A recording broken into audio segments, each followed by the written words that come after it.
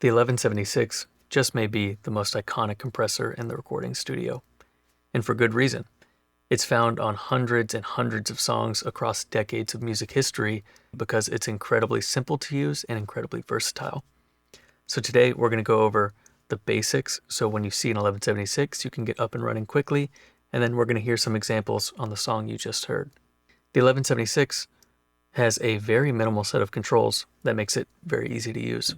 We've got an input control, an output control, attack and release controls, as well as ratio controls. And you may notice there's no threshold on this compressor.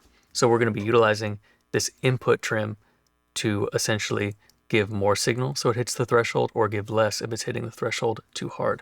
But this input trim controls the signal that's feeding the input transformer. So the harder we hit that transformer, the more color we're going to get, and also the more compression we're going to get. So using an 1176 is a bit of a balancing act. It's a very colorful compressor, and when you want that sound, it's great. But if you don't want it, it may be a little bit difficult, and it may take a minute to dial it in to your taste. I like to use an 1176 when I'm tracking. So I set my input controls to 30 and 18, and I kind of just set it and forget it. And that's because if I'm tracking vocals, for example, I can use this output trim on my API preamp to adjust how much signal is hitting the 1176. Same thing if I was to record bass or something like that. But if I was to use it on a mix as an insert in Pro Tools, these input and output controls may fluctuate from 30 and 18. The manual recommends starting out at 24 and 24, and then adjusting to taste.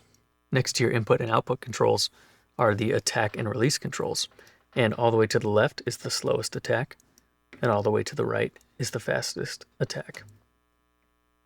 Same with the release. All the way to the left is the slowest, and all the way to the right is the fastest. Usually when I'm using this on vocals, I will leave my attack around 3. Sometimes I'll set it to 4. Maybe if I'm having a crazy session, 5 if it needs to. And that release, I like to keep around 7 or 6.5. And then we've got 4 ratio controls. So we've got a 4:1 and 8:1, which would be moderate levels of compression, or we can do 12 or 20:1, which would then bring the 1176 into limiting. So you can see these simple controls allow us to do anything from very mild compression to really aggressive compression or limiting, and that makes it really versatile, both on vocals, on drums, on bass, on guitars, just about anything. And so to that point, the 1176 is a classic, and it's known for just what it can do to a vocal. And personally, I've had an amazing experience using 1176 on vocals. Every single vocal I've tracked since I bought it has been through the 1176, and I love the confidence that it can give an artist because they are hearing that finished sound as they're making the song, and I think that's incredibly important. But as we just talked about, the 1176 is versatile, and it can do a lot more than just vocals. So today I want to look at what the 1176 can do to the track you heard earlier. Let's familiarize ourselves and revisit this track. I'll play it one more time without any compression.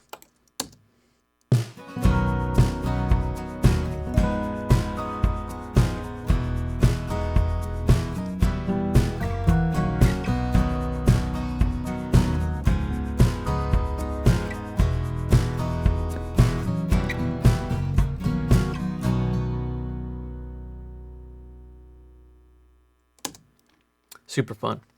And what I'm going to do is a little unconventional. I'm going to print this stereo acoustic one channel at a time because I have one 1176.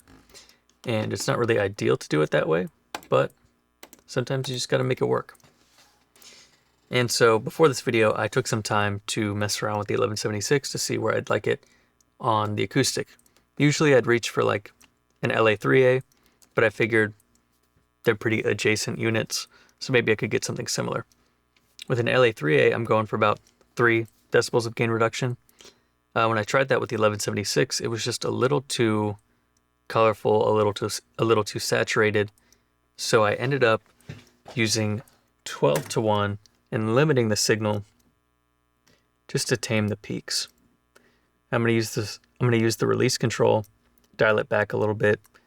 Pro tip, you can use that release to kind of push signals back in the mix.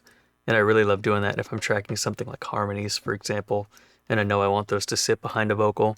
I'll slow down that release a little bit just to start tucking it back in the mix. So this is about where I had it earlier, at attack at 4, a release at 6, and then let's dial in the input and output controls in real time. And I'm going to go for like a really mild, like 1 decibel of gain reduction.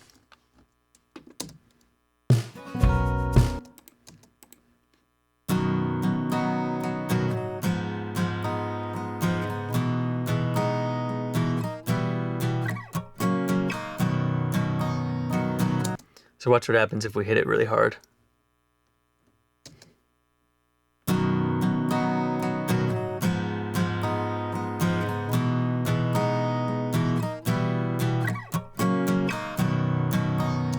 It's not really my style.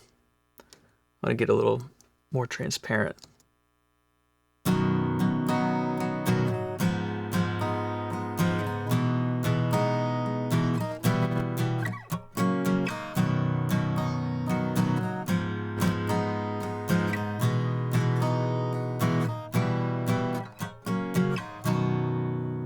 That's nice. Let's print that.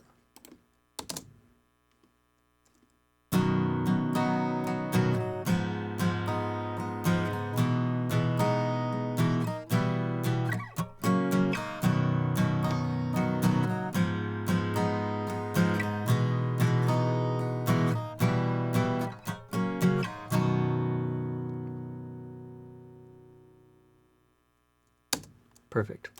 And here's something I wish plugins did.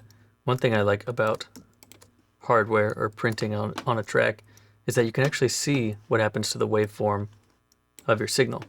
So this print track is the exact same as the track above it, and look at the difference in the peak, like look at the difference in the transients on these two tracks. We can see how we've really controlled the dynamics of this acoustic, and we were getting about 1 decibel of gain reduction. So shows you how much a little can go a long way in a world where we love to slam things with compression. So I'm going to go Option Shift down on the keypad. That's throwing that original performance into a playlist in case I need to recall it. And let's print the other side. I'm not going to change the settings because that is the same performance, just with a stereo pair of mics. And I'm having to print it on 2 separate tracks because I just have one 1176. Otherwise, you'd be summing it to a mono signal.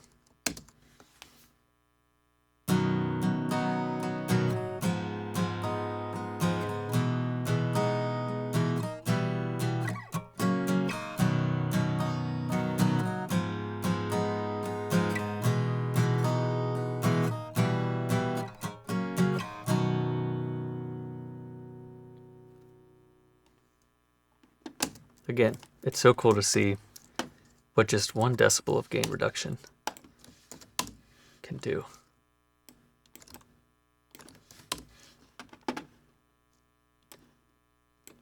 Looking at those waveforms again. Seeing how the dynamics are controlled without a ton of compression.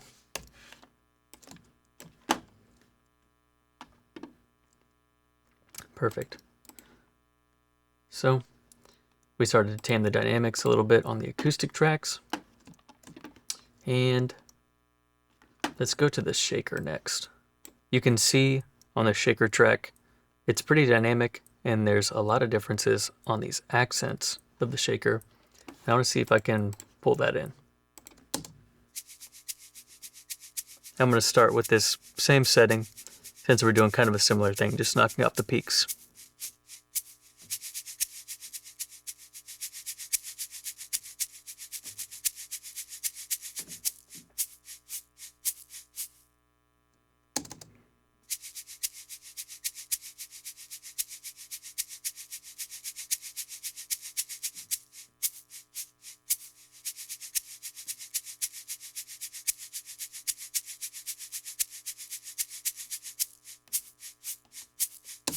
This is incredibly subtle, but it's adding this weight and this impact to the shaker, which is something I never thought I'd say.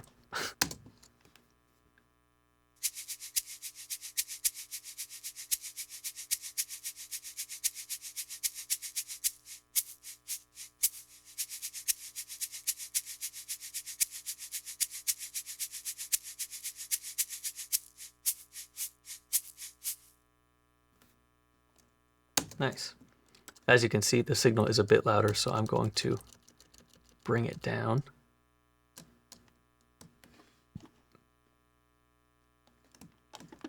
Not a big difference on the waveform in this one, in my opinion, but you can still see that just slightly we're bringing in the dynamics.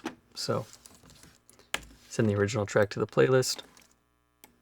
And probably my most favorite thing to use an 1176 on is bass. I especially like it when tracking, but this will be cool. See how I can use it maybe in a mix style format. So let's see.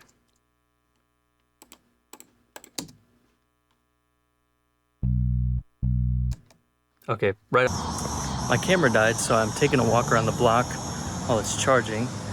And I just want to take a minute to do a shameless plug and say that if any of you guys want to work together, whether that's recording, mixing, or mastering, whether you're local to Virginia or remote, you can fill out the contact form on my website, and I'll link it in the bio of this video. And that'll go towards supporting the channel and supporting the studio. So thank you guys so much. Let's get back to the studio. All right, we are back. Let's look at this bass.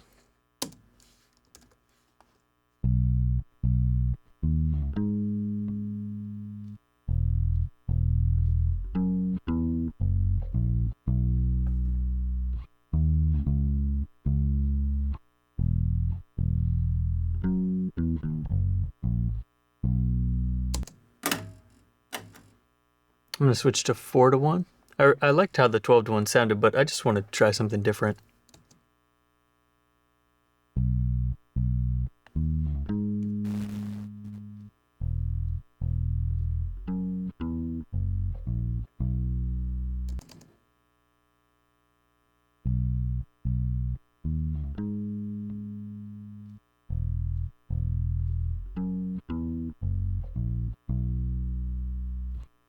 I like what that's doing to the transient. Let's see if we can get that a little bit more.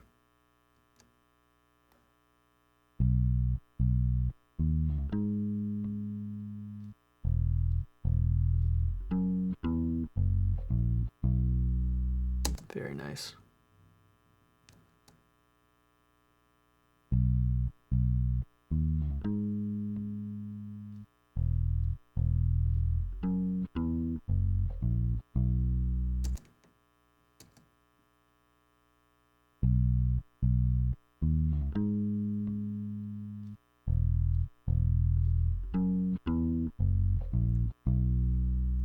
Sweet.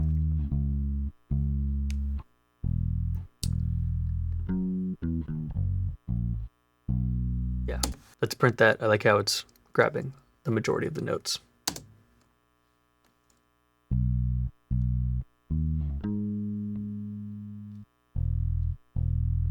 You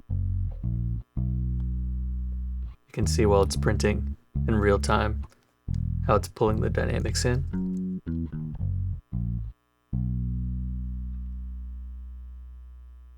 We're also probably gaining a little bit of signal as well.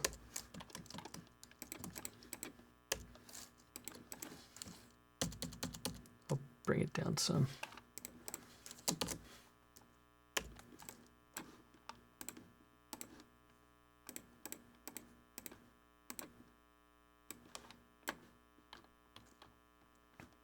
All right, and now let's listen back to this demo now that we've brought in the dynamics a little bit with the 1176, and I may make some adjustments as we go on.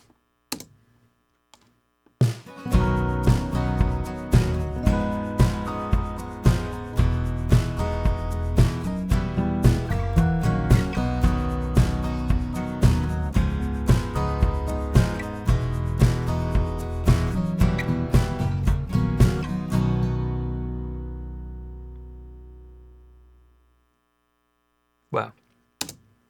Really, really nice. It's starting to sound a little bit more like a record. Everything's nice and controlled, and it didn't require a lot of gain reduction on the 1176 to get that effect. With a lot of videos, you may be looking at audio where the processing is already happening on the front end, like during the tracking. But with this specific demo in mind, there was zero processing on every single track. So it can really show you how just a little bit of compression could go a really long way.